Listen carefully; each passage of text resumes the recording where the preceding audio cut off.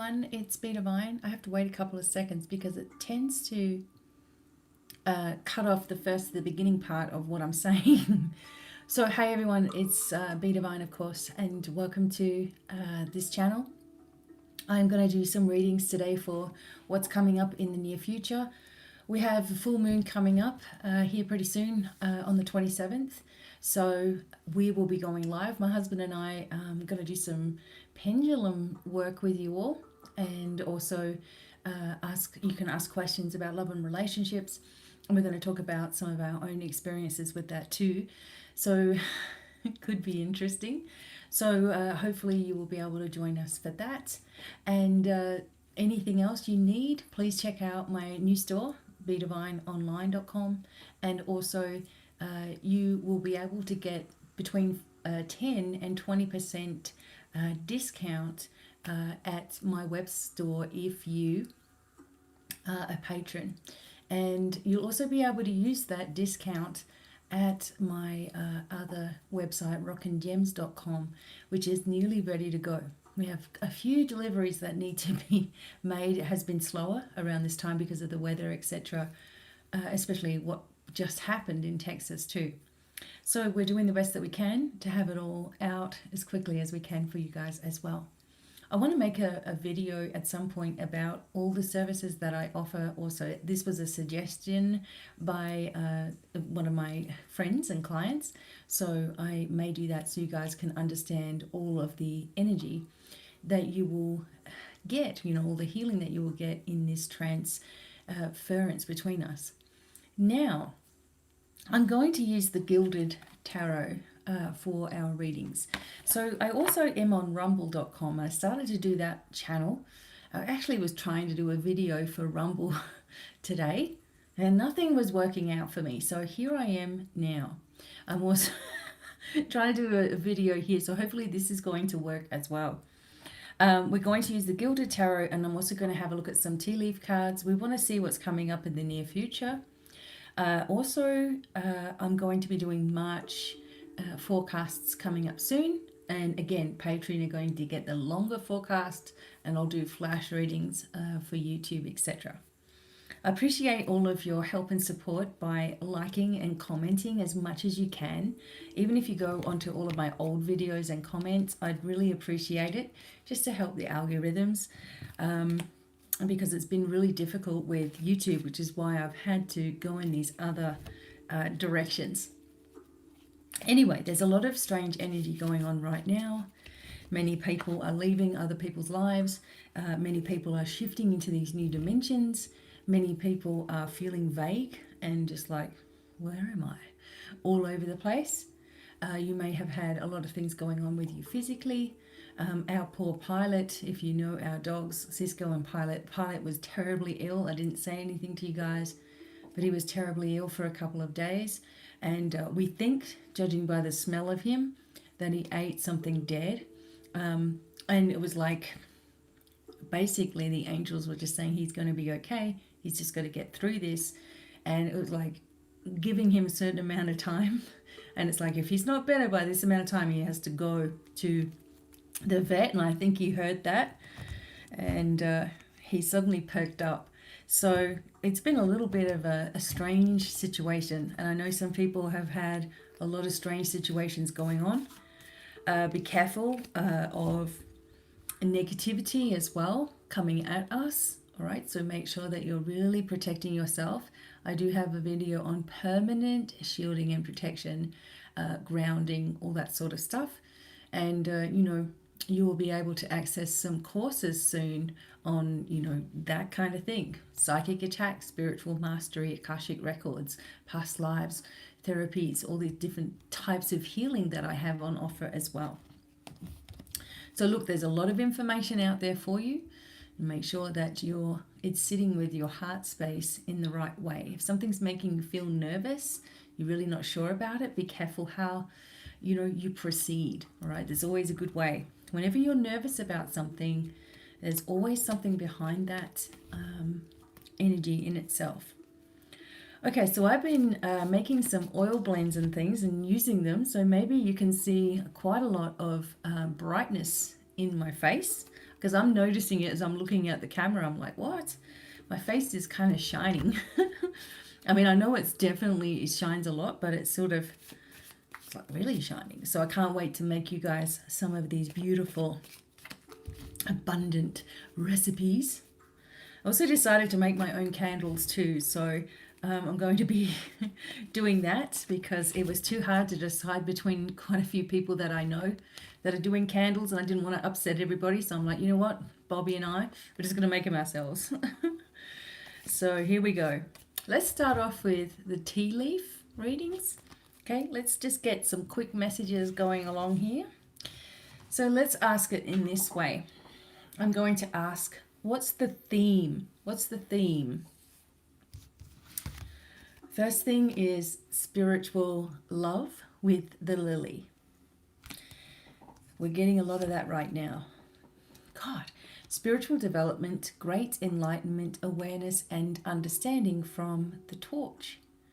So this is the theme. And it's all about spirituality.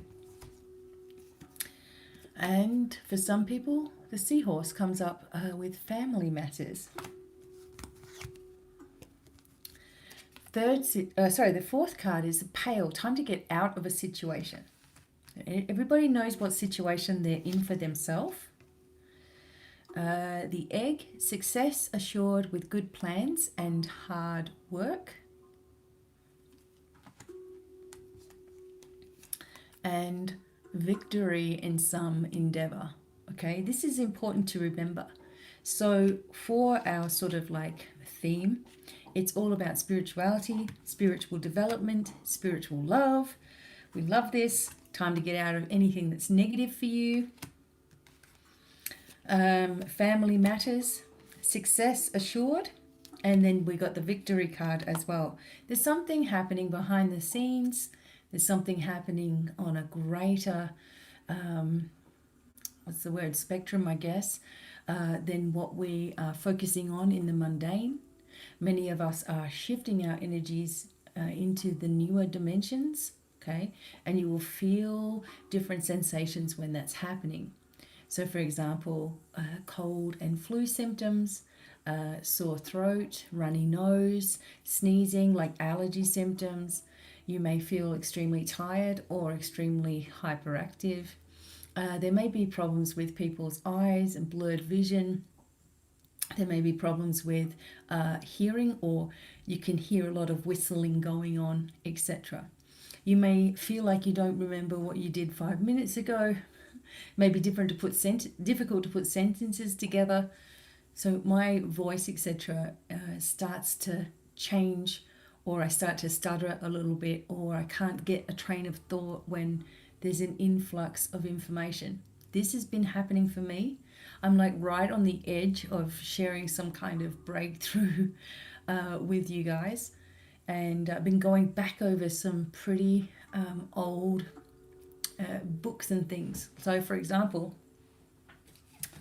I've been going back over my a dictionary of symbols, which for me is extremely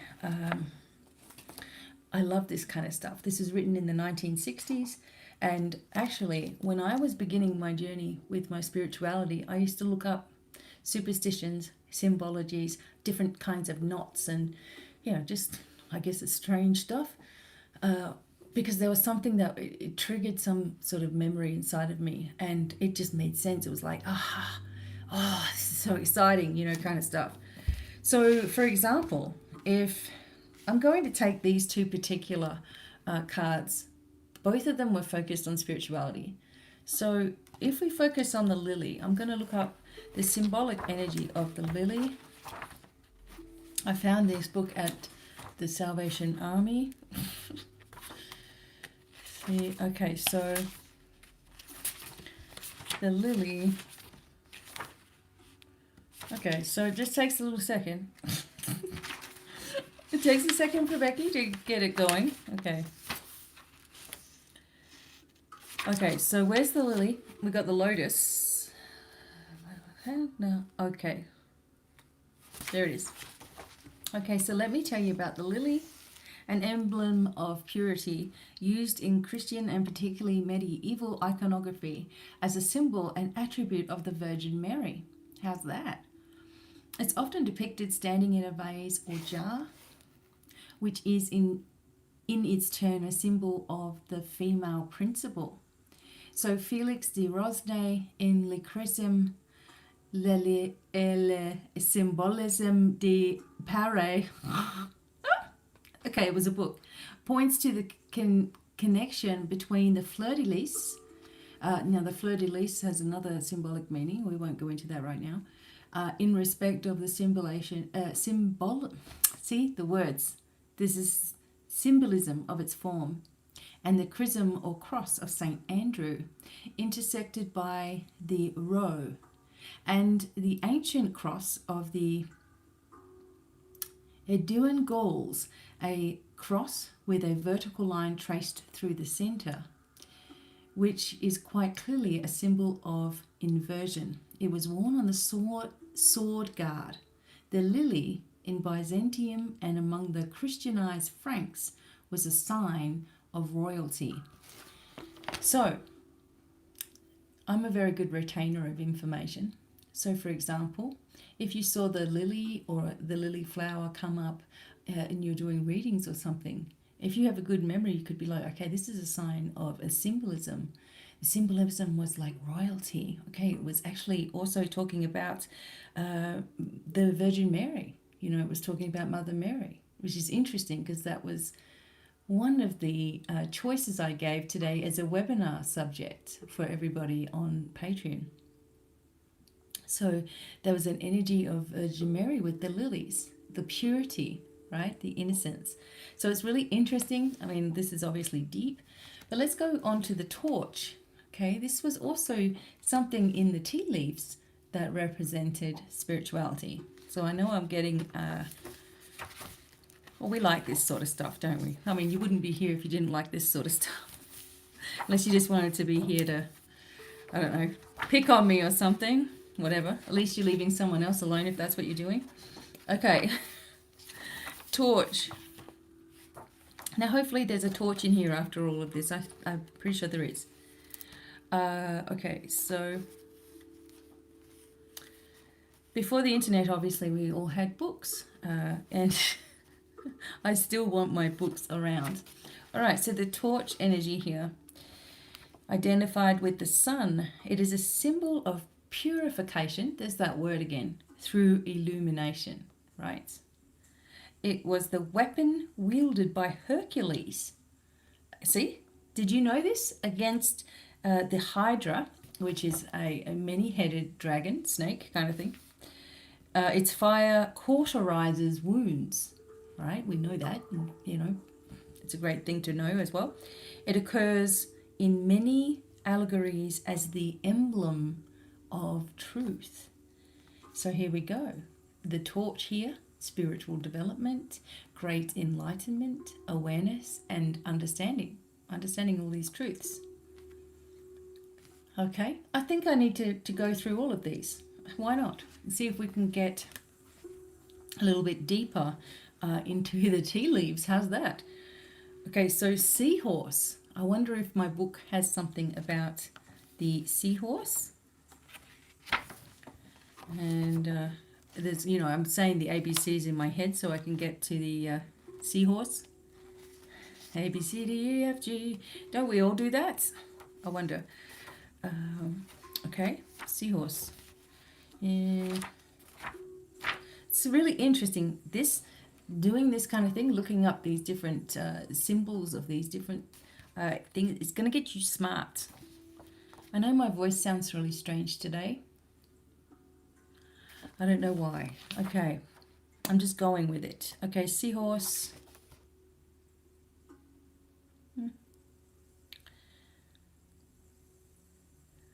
It sort of has a little bit about it, called the serpent's egg in Celtic tradition. It's one of the symbols for the life force and the primordial seed. Okay. So that's what it talks about with the seahorse, the life force. We're going through that. This theme is happening. The egg. The egg, which is success assured and good plans. Okay. So when I was teaching myself, how to do card readings and using my intuition and stuff, obviously I learned how to speed read and remember things by putting my book under, keeping my book with me a lot of the time and looking up stupid things, like I'm telling you, a superstition around an egg or a superstition around, something that's on the tarot cards, for example. What's this? Like the shield and the knight or something. And it stayed up in my head. I also always use a pencil. Whenever I'm doing anything, I have a pencil. The pencil never forgets anything. So if you keep the same pencil as you're studying, it's going to help you to retain knowledge. It just works. Okay, the egg. All right. See how fun this is. Okay, to me it's fun. Actually, there's a lot of information about the egg, so I'll just try to skim over it. So a great many prehistoric tombs in Russia and Sweden have revealed clay eggs, which have been left there as emblems of immortality. In the language of Egyptian hieroglyphs, the determinative sign of the egg represents potentiality, the seed of the generation, the mystery of life. So this meaning persisted among the alchemists, who added explicitly the idea that it was the container for matter and for thought. How interesting is that? Okay. So in this way was the transition effected from the concept of the egg to the egg of the world, a cosmic symbol, which can be found in most symbolic traditions, Indian, Druidic, etc. The vault of space came to be known as an egg, and this egg consisted of 7 enfolding layers, betokening the 7 heavens or spheres of the Greeks. That's a whole nother story. Okay, the Chinese believe, so everybody was very focused on the egg. The Chinese believe that the first man had sprung from an egg dropped by Tian from heaven to float upon the primordial waters. The Easter egg is an emblem of immortality, which conveys the essence of these beliefs. The golden egg from which Brahma burst forth is equivalent to the Pythagorean circle with a central point or hole. But it was in Egypt that this symbol most frequently appeared.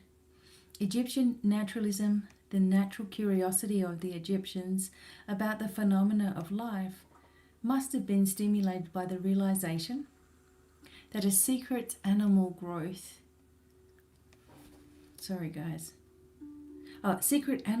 comes about inside the closed shell, whence they derive the idea by analogy that hidden things, the occult or what appears to be non-existent, may actively exist. In the Egyptian ritual, the universe is termed the egg conceived in the hour of the great one of the dual force. The god Ra is displayed resplendent in his egg. An illustration on a papyrus shows the image of an egg floating above a mummy, signifying hope of life hereafter. The winged globe and the beetle pushing its ball along have similar implications. The Easter time custom of the dancing egg, which is placed in the jet of a fountain, owes its origin, according to Krappe, who refers only to the Slavs, to the belief that at the time of the year the sun is dancing in the heaven. The Lithuanians have a song which runs as follows. The sun dances over a mountain of silver. He's wearing silver boots on his feet. So how interesting is it, the concept of the egg, cosmic symbol found in most different places around the world, and immortality is the energy of it. Here it's a success assured, and it's actually a golden egg as well. So So hidden things that appear, so things that appear to be hidden, all right, just because we can't see them, right? We can't see the inside of an egg, can we? Until we open it, and then it reveals itself. Otherwise, it just looks like there's just this empty shell, right? We look inside and there's all this goodness. Well, not for me anymore. I haven't had eggs in years, but you know, it reveals what was hidden from our view. We can't be looking at things in a... We have to see everything in a bigger perspective. What seems to be one way, there could be many different layers, as there are to you as well. You know, you're not just who you are on the surface. There's many different layers to you. So how interesting is this? All right. I'm going to look at the pale and see if the V for victory is also there. So let's have a look at the pale. The pale is sort of talking about getting out of a situation. Okay.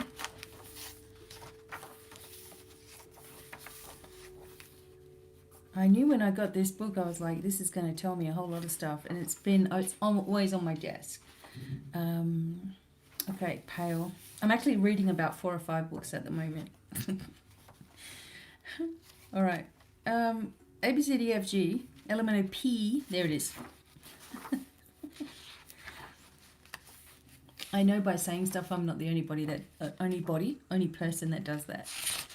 See how these words are just like... All right, see if we got pale here. All right. I guess the other thing for the other word for pale would be something like bucket. I haven't got pale, so let me have a look at buckets. All right. All right. Bucket, bucket, bucket. Let's see if we got that here. No. Okay, so we haven't got the buckets. What about V for victory? All right. V, victory. Okay, let's go look.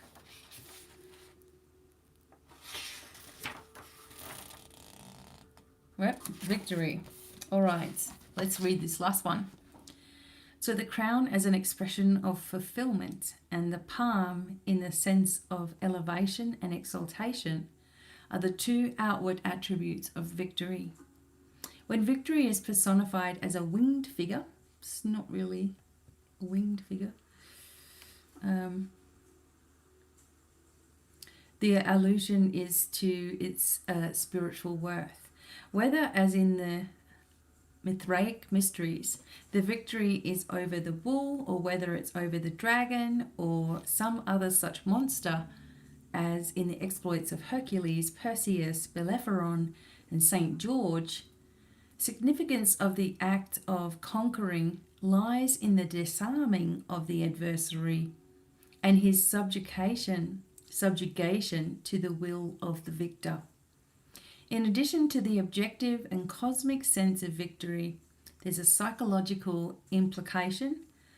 Confrontation with another force presupposes resemblance, and therefore the conquered force is the very inferiority of the conqueror himself. Okay? So whoever you are defeating in your life is the lower aspect of yourself mirrored to you. How interesting is that? Wow. Okay, so we're doing it. Having fulfillment. And this is talking about victory in some endeavor that is important to you. All right, so if you like me going through this book, let me know. There's plenty of stuff in there. All right, it's not for everybody. Some of it is really hard to read as well. Okay, so let's keep going. So we have this spiritual development going on. Let's have a look what our cards are saying to us. And I really hope to see you guys on the next live show. We'll do some pendulum questions and stuff too.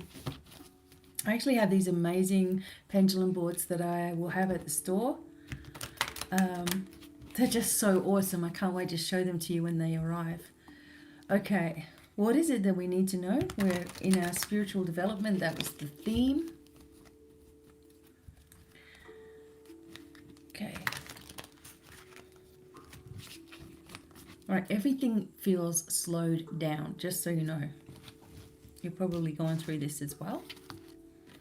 If you're on the same wavelength, you're going to be going through a lot of the same things. Okay, so this is the Eight of Swords. So this is the theme, all right? So the theme is that you're not seeing something very clearly right now. And in this energy of the Eight of Swords, and we know like the swords in itself as a tarot card kind of energy is about communication. And in this particular energy, she is bound and she has the blindfold on and she just appears to be stuck in a situation.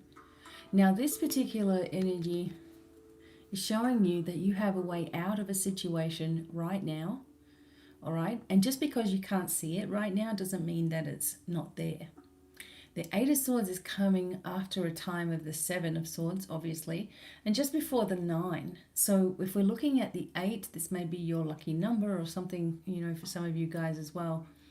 If we're looking at the 8 in this particular sense, this has come after a time where you feel like you've been rejected, abandoned, ripped off, hurt, someone's stolen something from you, someone's taken something from you, and so you're just in this period of sort of stress, okay, and feeling restricted in your movements. I know a lot of people are completely restricted in their movements like right now, aren't we? Seeing this lunacy going on around the place, around the globe, and having to deal with all of that, as well as maintain and function our growth, right? So there is a way forward. You're not seeing it right now. This is a time of asking for help if you need it as well. Remembering there are people there that can help you get out of whatever situation you've gotten yourself into. So you want to get out of it now, because the next card along is the Nine of Swords, and the Nine of Swords is stressing out big time, like anxious, anxiety, feeling like you've made a big mistake, feeling like, you know, you need to start over again, not sure how that is. So you don't want to get yourself to that point of deeper anxiety. Okay, you need to find your own truth. Basically what we were talking about. Find your truth. What makes sense to you. Don't be listening to anything that is bringing you any kind of anxiety right now. But there is a way out. You're just not seeing it. Probably you're overthinking it. It's time to ask the angels to assist you. And then you come into the Sun, all right? So there was an interesting situation that happened last night, where there was a huge solar flare that was supposed to be hitting the earth, and it didn't. So there was a change. There was something weird that happened, and it was bowing out. It was on its way towards us, and it didn't happen. So there's a change that's happening almost instantaneously. The Sun energy is very victorious as well. When the Sun is shining into your life, it is talking about your destiny and your way forward. Only you know what that is for yourself.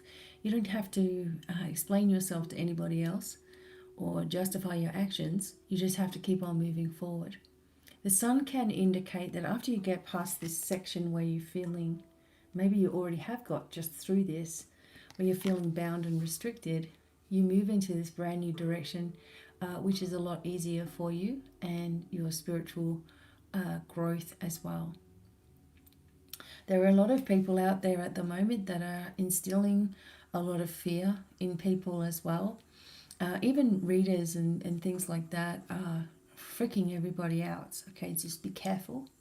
I'm not saying that you have to exclusively listen to me, but all I'm saying to you guys is just, how do you feel after you listen to the news or listen to a reader or listen to some spiritual, person, or go to a website or something? Do you feel confused? Do you feel stressed? Ask yourself these things. And this Sun is guiding you in the right direction, where you need to be.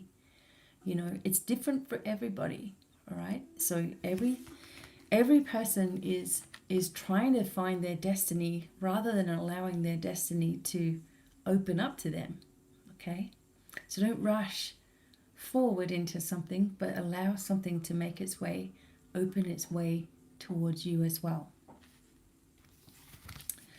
The third is the Ten of Pentacles. So the Sun and the Ten of Pentacles going together is extreme abundance happening. And this is for all of us, okay? We think of abundance, we always think of money, but it's not always money, all right? There's abundance of healing, of resources, of energy, of people, situations that are changing, etc. And you guys are moving into this abundant phase. There is a mouse, however, and a turtle. So that's interesting. So slow and steady, okay? And don't listen to anyone that's sort of gnawing at your energy, okay? One of the biggest things that happens a lot to me is, people sometimes take things the wrong way, towards them. They think it's about them, when I'm trying to reach an audience that's huge, right? So nothing that I say is about anybody in particular, but there are situations that come up that mirror for a lot of different people in the same way. That's why I talk about myself a lot, because I figure if I've gone through it, you guys have gone through it as well. So don't let little things just eat away at you. That's what the mouse energy is. It's like something just irritating you. It's not in your best interest. Let it go. We're never going to figure out everything. We're never going to figure out why people act in a certain way or do what they do. It's none of our business, really. We just need to keep on moving forward and focusing on our empowerment. And hopefully whatever it is that you're doing in your life, it's making you feel empowered about yourself. So the mice just warns us not to let the little things nag us, okay? I also just get the feeling that, like the egg, there's something inside of you that's about to become revealed for everybody to see too. And obviously you're protected with the pentagrams every step of the way. Okay, what else?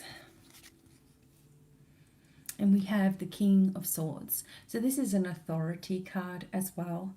It could be something that you're afraid of. Is somebody, most likely a male in authority, that you're worried about. Okay, this person seems to be cold and aloof, not really focused on anybody, but getting ahead in their own life, right?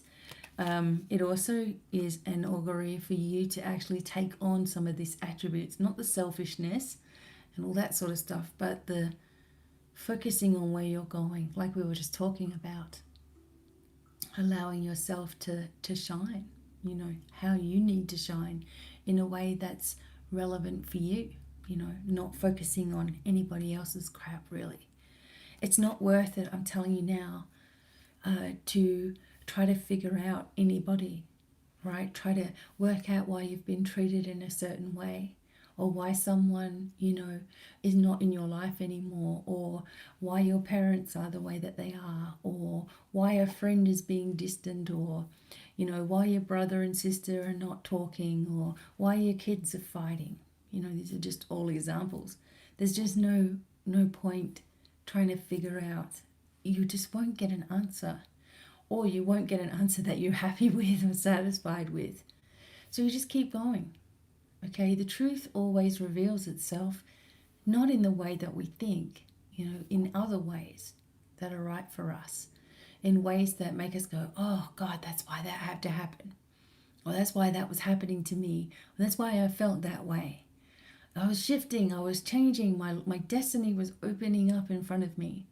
It can be very positive when you take away that power that you've given to other people and give it back to yourself, right? And all this leaking energy goes out into all these different directions. It's not helping anybody, especially you. It just drains you out, and then you feel like you can't function. All right, so time to move ahead, time to move forward. We are very spiritually triumphant right now. We have a lot of energy around us that is supportive of us.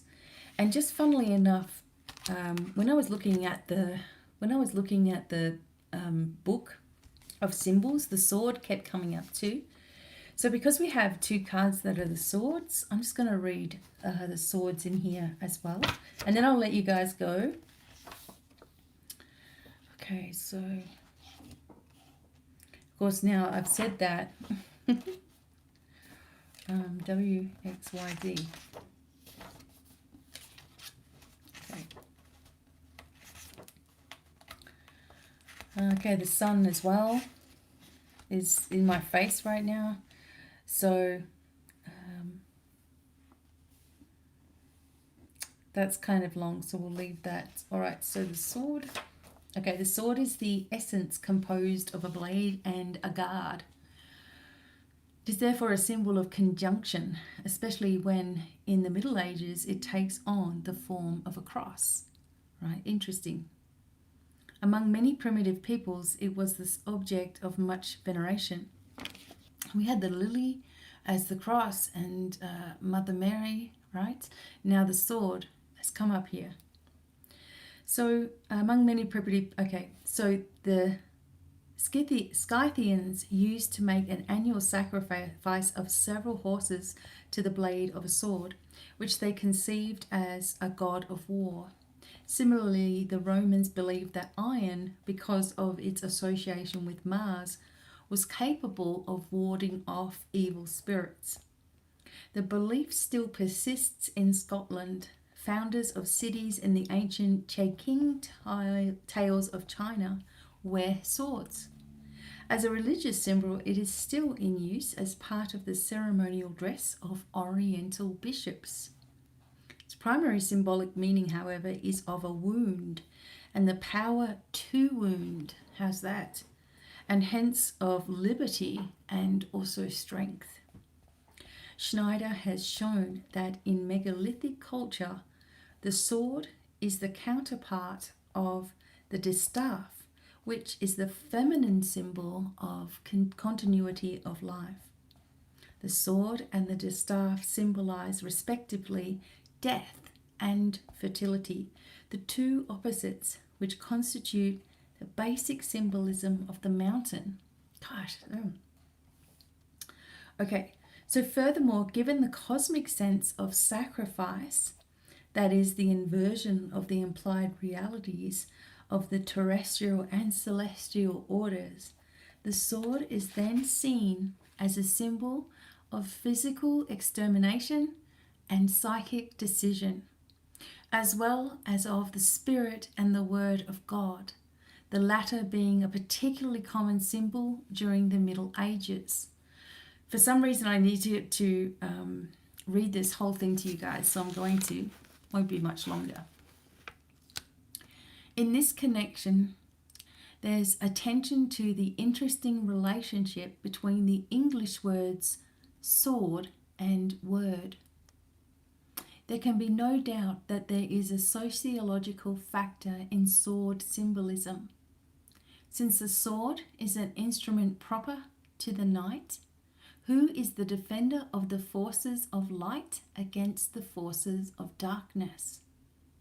But the fact is that in rites, at the dawning of history, and in folklore even today, the sword plays a similar spiritual role with the magic power to fight off the dark powers personified in the malevolent dead, which is why it always figures in apotropaic dances.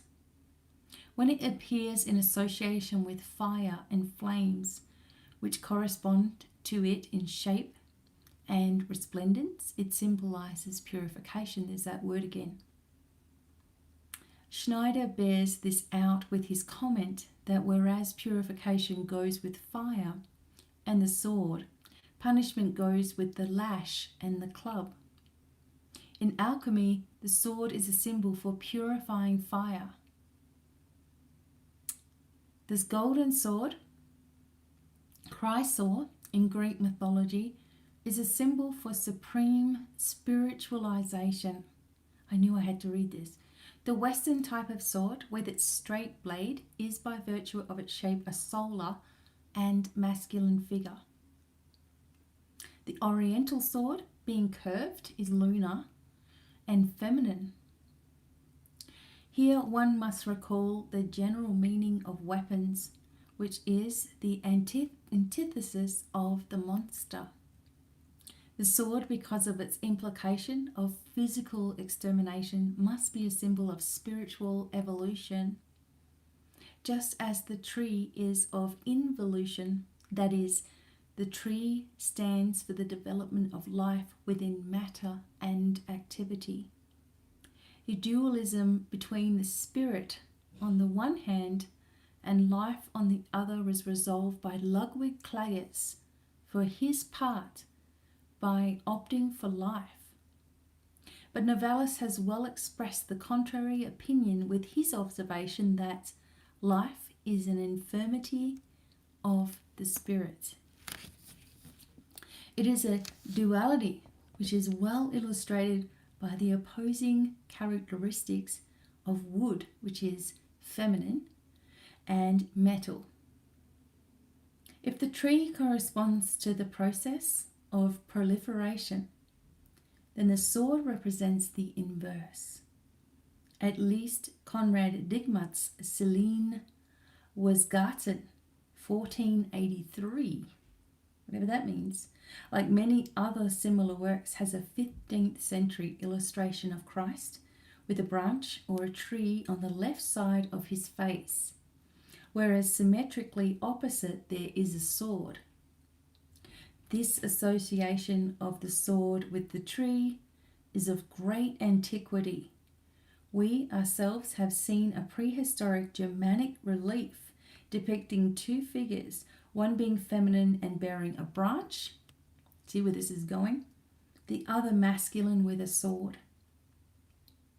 One may also see here an allegory of war and peace. Certainly the medieval illustration may allude to the olive branch, but there is nothing of this in the Germanic relief. Author Evola maintains that the sword is related to Mars, but with additional vertical and horizontal symbolisms alluding, that is, to life and death. It's also linked with steel as a symbol of the transcendent toughness of the all-conquering spirit. It's just all going together, right? So to quote from Emilio Soriano, Swords of Spain, in Arte Español 21 in 1956, among the Germanic races, as Olivier observed, the sword was at no time very common. On the contrary, it served as a symbol befitting high command and the loftiest rank. One only has to think of the dignity and pomp which characterized the institution of the Comes Spatharius, created by the Emperor Gordian the Younger around the year 247. The sword is almost exclusively the prerogative of high dignitaries. So only people, obviously had money to forge a sword, right? There is an Arabic tradition to the effect that it was the Hebrews who invented the sword, and that the place where it was first made, a tragic sign of how the idea first came into the world, was Mount Qasim on the outskirts of Damascus, which was to become famous throughout Islam on account of its steel, and where, according to the ancient belief, Cain slew Abel, his brother. There, by an accident of fate, settled the first artificers of the newly invented weapon. The sword of fire bears testimony to the intrinsic relationship between the symbols of the sword, steel or iron, Mars and fire, all of which have a common rhythm. On the other hand, emphasizes the heat of the flame and the coldness of the bare metal. Hence, the sword of fire is a symbol implying an ambivalent synthesis, like the volcano, and also a symbol of the weapon which severs paradise from earth. So the world of fire of love and the world of affliction. Wow. So it is a psychic decision. It is a spirit. It is the word of God, etc. And then it goes back into, what's the word? Sort of being the strongest person, like being above everybody else, having more than others, wielding the sword, etc. Bringing evolution into your life. It just goes on and on and on. So, yeah. Wow. So it talks about the masculine and the feminine, the spirituality of things, the way in which things were done. It goes back into all kinds of stuff. The blade in the guard and taking on the form of the cross. It seems to all sort of getting rid of what they feel is evil. And while they feel they're righteous in what they're doing, it's still an evil thing to kill somebody else, obviously. And to feel superior to others as well because of what you have, it doesn't end well. The energy of the sword is also about balancing, from what I can see, is balancing the masculine, feminine energy, understanding the consequences of actions, working on your own beliefs, not so much the beliefs of others, because these people had their own beliefs. This is going right back in time. How were they going to defeat an enemy? How could they create something that was easy to wield, easy to carry, and dangerous, of course, silent, all those sorts of things. So as a way of defending themselves back in the day. So the energy of the sword is also, as we said here, talking about communication, and there's a spiritual aspect to it as well, and finding strength in the structure of it, kind of thing. Finding strength in things that you already have. Like, for example, you have your own sword within you, and it can defeat anything as long as it has belief in itself. These people believed in the sword as being something that would be protecting them, and it did, right? So there's a lot that we can gain from symbology, right, in different aspects of our life. Having a big book like this, this has a lot of different authors that have connected with it, and have written it as well. I think I found the year 1962, and it was published in the USA by the Philosophical Library in East 40th Street, New York. How interesting. Okay, so anyway, I know this was a little bit of a different reading. It was a little bit long. If you enjoy this kind of thing, you might enjoy my webinars where we're learning a lot about different things all the time. And you can have free webinars by joining my Patreon page, and all the links, of course, are going to be below. Thank you so much for listening. I hope that you're happy and well wherever you are, focusing on your spirituality, your journey, which is yours alone. Don't worry about what anyone else is doing. Sometimes we can overanalyze things and it becomes a big problem that didn't need to be there, right? Remember when I said once before about the whale that comes up in the tea leaf cards? Great worry over nothing. Sometimes we do that to ourselves as well, or get conflicting information and then we're like, oh, really confused. So look forward to our next live show. Hope to see you on Patreon as well, and all social media at Divine Miracles, or BDevine online, one or the other. Sending many, many blessings, lots of love, and goodbye for now. Bye.